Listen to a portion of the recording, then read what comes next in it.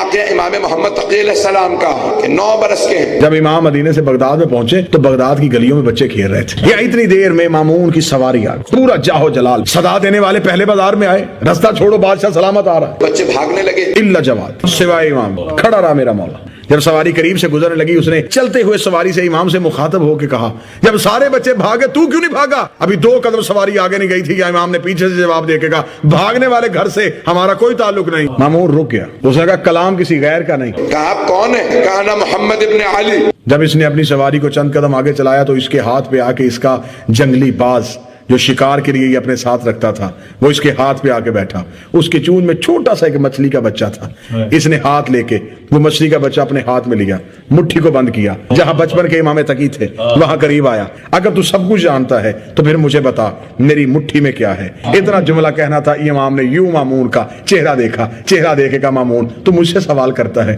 بادشاہ جب اپنی سواریاں لے کے گھروں سے نکلتے ہیں، بادشاہ بازاروں سے گزرتے ہیں تو وہی باز ہاتھوں سے پرواز کرتے ہیں، پرواز کر کے سمندر کے کنارے چلے جاتے ہیں، سمندر کی لہریں تیزی کے ساتھ بڑی چھوٹی مچھلیوں کو کنارے پہ لے کے آ جاتی ہیں، بڑی مچھلیاں تو واپس چلی جاتی ہیں، چھوٹی مچھلیاں کنارے پہ تنہا رہ جاتی ہیں۔ وہی بادشاہ کے چھوڑے ہوئے شکاری بھوکے باز ان چھوٹی مچھلیوں کو اپنی چونچ میں لیتے ہیں، پرواز کرتے ہوئے واپس بادشاہ کے پاس آتے ہیں، بادشاہ کی مٹھی میں آگے مچھلی کا بچہ دیتے ہیں اور وہ اپنی مٹھی کو اپنی کمر کے پیچھے چھپا کے اماموں سے پوچھتے ہیں کہ ہماری